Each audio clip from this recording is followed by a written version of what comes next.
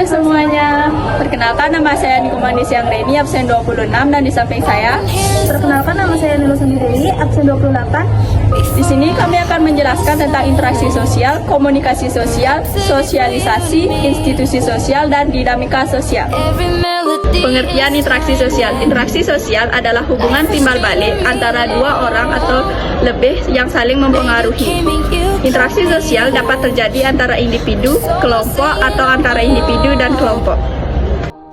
Ciri-ciri interaksi sosial. Ciri-ciri dari interaksi sosial adalah pelakunya lebih dari satu orang, adanya komunikasi antar pelaku, terdapat dimensi waktu, dan adanya tujuan-tujuan tertentu. Syarat-syarat interaksi sosial. Interaksi sosial tidak mungkin terjadi tanpa adanya dua syarat, yaitu kontak sosial dan komunikasi. Kontak sosial dapat terjadi antar individu dengan individu, antara individu dengan kelompok, atau antara kelompok dengan kelompok. Kontak sosial merupakan adanya hubungan aksi dan reaksi. Komunikasi meliputi pengertian, jenis-jenis, dan syarat-syarat. Pengertian komunikasi sosial. Komunikasi sosial adalah proses berinteraksi antara individu atau kelompok dalam masyarakat. Komunikasi sosial bertujuan untuk mencapai integrasi sosial, menciptakan keterikatan sosial, dan mencapai stabilitas sosial. Jenis-jenis komunikasi sosial. 1. Secara langsung, yaitu mengobrol tatap muka. 2. Tidak langsung, yaitu lewat telepon atau pesan. 3. Antar pribadi, yaitu dua orang yang saling kenal. 4. Kelompok kecil, yaitu beberapa teman diskusi. 5. Massa, yaitu kebanyak orang, TV atau radio. 6. Verbal atau pakai kata-kata bicara atau tulis. 7. Non-verbal, pakai bahasa tubuh. Syarat-syarat komunikasi sosial. Komunikator, yaitu orang yang menyampaikan pesan. Pesan, yaitu informasi yang disampaikan. Komunikan, yaitu orang yang menerima pesan. Media, yaitu sarana komunikasi. Umpan balik, yaitu respon dari komunikan terhadap pesan yang telah ia terima. Sosialisasi meliputi pengertian, jenis-jenis, dan faktor-faktor. Pengertian sosialisasi. Sosialisasi adalah proses belajar dan berinteraksi dengan orang lain untuk memahami dan menyesuaikan diri dengan nilai, norma, dan budaya masyarakat. Sosialisasi merupakan bagian dari proses interaksi sosial yang berlangsung sejak lahir hingga akhir hayat. Jenis-jenis sosialisasi. A. Sosialisasi primer. Ini adalah sosialisasi pertama yang kita alami biasanya di dalam keluarga. Di sini kita belajar hal-hal dasar seperti bahasa, nilai-nilai keluarga, dan kebiasaan sehari-hari. Contohnya belajar makan menggunakan sendok dan garpu dari orang tua. B. Sosialisasi sekunder. Sosialisasi ini terjadi di luar keluarga, misalnya di sekolah, lingkungan pertemanan, atau tempat les. Di sini kita belajar aturan dan nilai-nilai yang lebih luas dari masyarakat. Contohnya belajar bekerja sama dengan teman dan tugas kelompok di sekolah. Faktor-faktor sosialisasi. Faktor-faktor yang mempengaruhi sosialisasi meliputi faktor internal, faktor eksternal, dan kondisi kesehatan.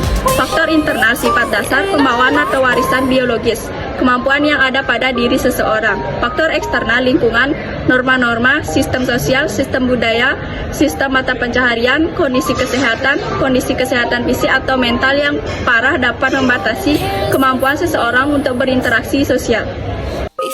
Institusi sosial meliputi pengertian, fungsi, dan ciri-ciri. Pengertian institusi sosial. 1. Institusi sosial adalah sistem norma dan aturan yang dibuat oleh masyarakat untuk mengatur perilaku anggota-anggotanya agar kehidupan bersama dapat berjalan dengan tertib dan teratur. Bayangkan seperti peraturan di sekolah atau di rumah, tapi ini berlaku untuk seluruh masyarakat. Fungsi institusi.